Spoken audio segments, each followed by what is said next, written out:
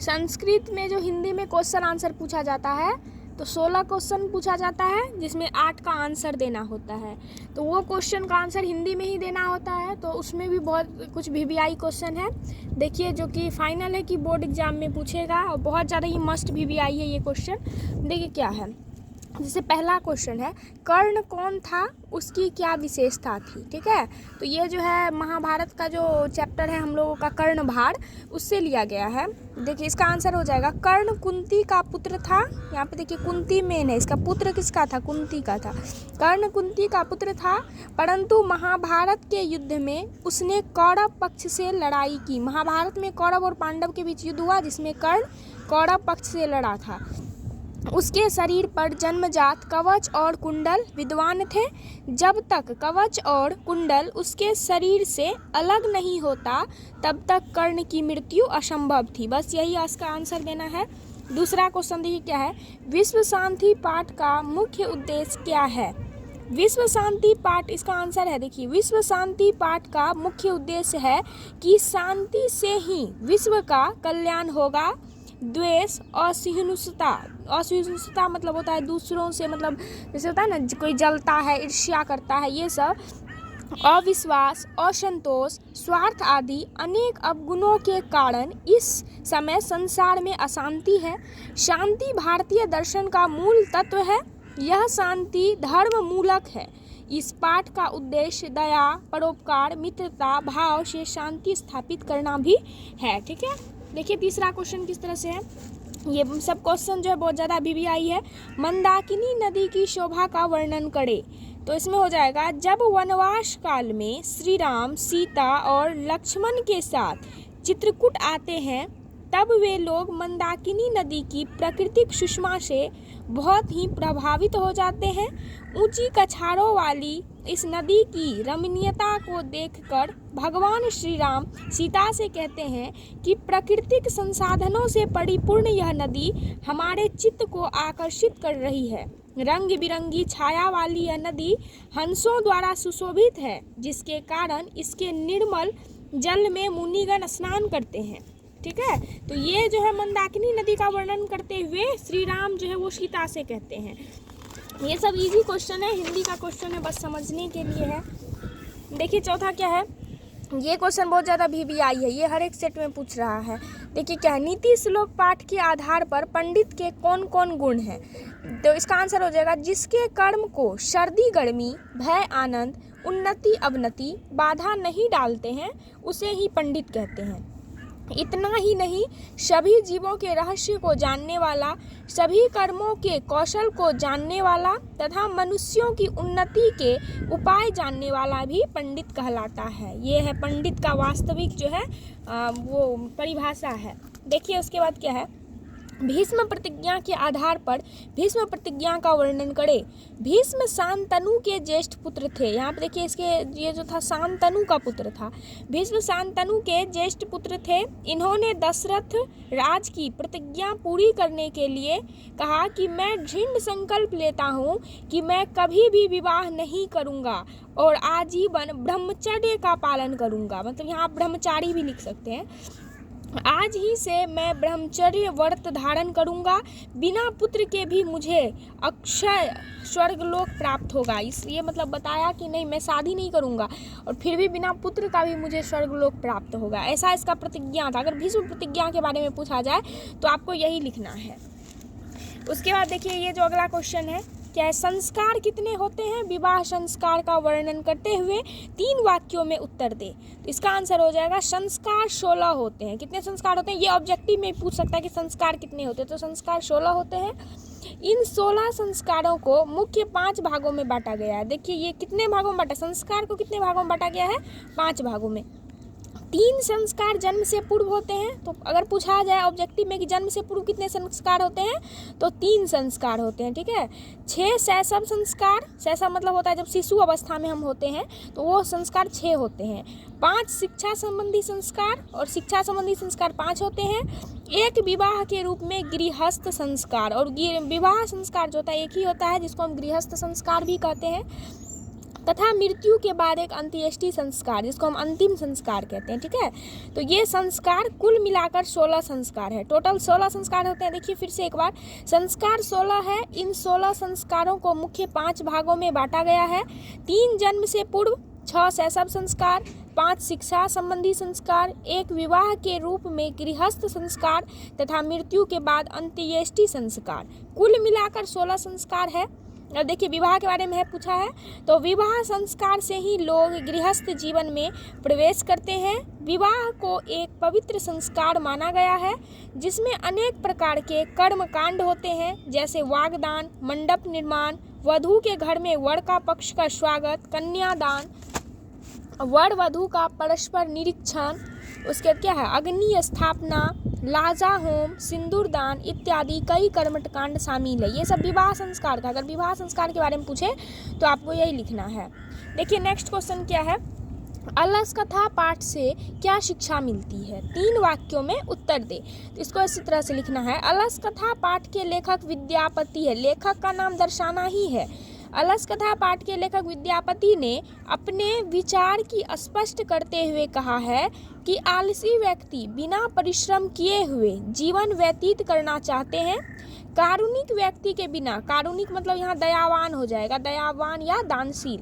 कारुणिक व्यक्ति के बिना वह अपने को मौत से भी नहीं बचा पाता है। आलस्य शत्रु के समान होता है। ठीक है, नेक्स्ट क्वेश्चन देखिए, लोभ के क्या परिणाम होते हैं? पठित पाठ के आधार पर स्पष्ट करें।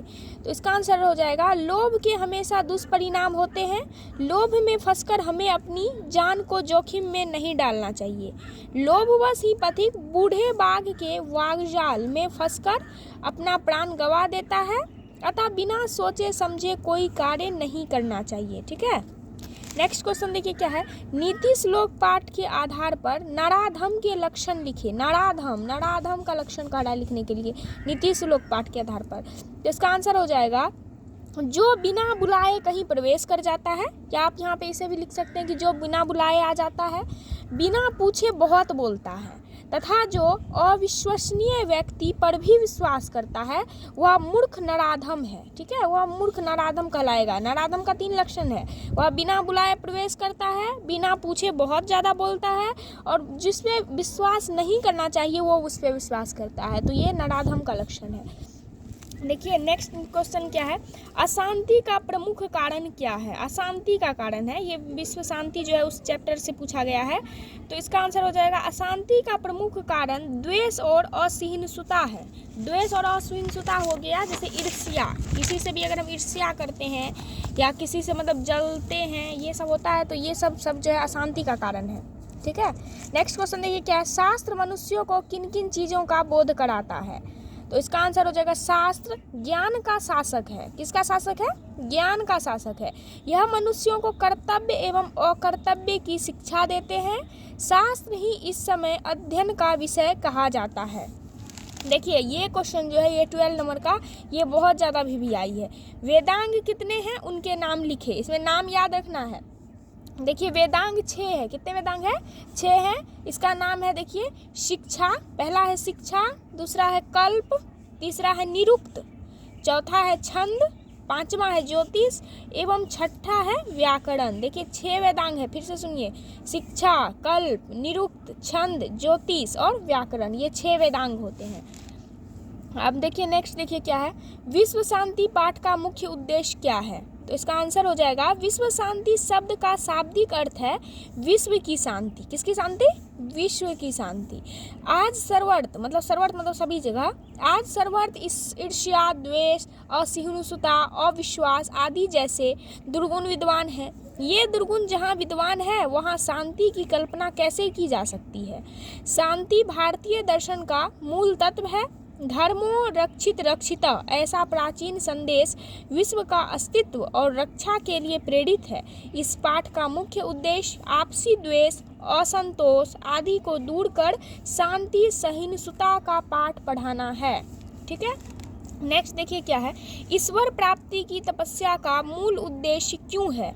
तो इसका आंसर हो जाएगा, सभी तपस्वियों का मूल उद्देश्य ईश्वर की प्राप्ति ही है, क्योंकि इसी से संसार में आवागमन के बंधन से मुक्ति मिलती है। आत्मा के विषय में भी जानकारी मिलती है। सत्य के कारण ही ईश्वर की प्राप्ति संभव है। किसके कारण? सत्य के कारण। तो इसमें मेन पॉइंट जो है ना वो सत्य के कारण ही, उसका उद्देश्य जो है वो सत्य का कारण है। देखिए और क्वेश्चन क्या है, ये 15 नंबर का जो क्वेश्चन है ये है, कोई भी जीव प्रहलाद के साथ वैकुंठ क्यों नहीं जाना चाहता है? तो इसमें आंसर हो जाएगा, कोई भी जीव प्रहलाद के साथ वैकुंठ नहीं जाना चाहता है क्योंकि सभी जीव अपने अपने कार्यों को पूर्ण करना चाहते हैं। कार्य पूर्ण होने पर ही वैकुंठ जाना चाहते हैं। ब्राह्मणों की यज्ञ करना है तो सन्यासियों को अपने शिष्यों को तत्व का ज्ञान उपदेश देना है। राजा लोग राज्य संबंधी कार्य पूरा कर लेना चाहते हैं। पशु पक्षियां अपने परिवार का भरण पोषण में लगे हैं। सुअर और सुअरी बिना भोजन वाले स्थान पर जाकर बीमार नहीं होना चाहते। इस तरह कोई भी जीव वैकुंठ नहीं जाना चाहता। इसके कहने का अर्थ हुआ कि कोई भी व्यक्ति, हर व्यक्ति चाहता है कि हम अपने अपने कार्य को पूरा करें, ताकि जो है मतलब वैकुंठ ये लोग जाने के बारे में नहीं सोचते, जो जितना कर लिया है उससे भी अधिक करना चाहते हैं। नेक्स्ट देखिए क्या है, भीष्म प्रतिज्ञा के आधार पर भीष्म की प्रतिज्ञा पर वर्णन करें। तो इसका आंसर हो जाएगा, देवव्रत पिता की दयनीय अवस्था से विचलित थे। जब उन्हें ज्ञात होता है कि धीवर नरेश की पुत्री सत्यवती से उनके पिता शादी करना चाहते थे तो वे धीवर के पास जाते हैं। धीवर के शर्तों को सुनकर वे आजीवन ब्रह्मचर्य रहने का व्रत ले लेते हैं। इस कठोर व्रत धारण करने के उपरांत वे भीष्म के नाम से प्रसिद्ध हुए। इस धीवर नरेश उनके व्रत से संतुष्ट होकर अपनी पुत्री सत्यवती की शादी शांतनु से करने का वचन देता है। देखिए इतना क्वेश्चन है। इसके आगे देखिए ये 3 क्वेश्चन और बचा हुआ है। क्या है, ये भी क्वेश्चन इंपॉर्टेंट है। स्वामी दयानंद समाज सुधारक थे, कैसे? 3 वाक्यों में उत्तर दे। मतलब कैसे, इसमें कैसे स्वामी विवेकानंद को हम कहेंगे कि वे समाज सुधारक थे, ये क्वेश्चन है।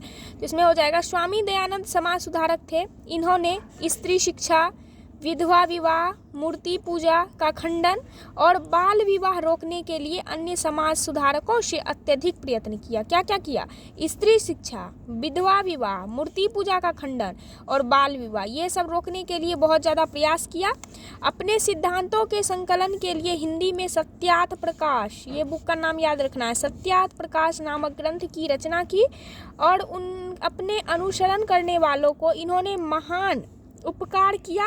वेदों के प्रति सभी धर्मान्यों को ध्यान आकृष्ट करते हुए स्वयं इन्होंने संस्कृत एवं हिंदी भाषा में वेद भाष्य की रचना की। प्राचीन शिक्षा में दोषों को दिखलाकर नवीन शिक्षा पद्धति का मार्ग दिखलाया। ठीक है, देखिए नेक्स्ट क्या है, सर्व शुक्ला सरस्वती किसे कहा गया है और क्यों? सर्व शुक्ला सरस्वती विजयांका को आचार्य दंडी ने कहा है क्योंकि विजयांका श्याम वर्ण होने के बावजूद अपने लेखन कौशल एवं विद्वता से चारों दिशाओं की चमत्कृत करती है।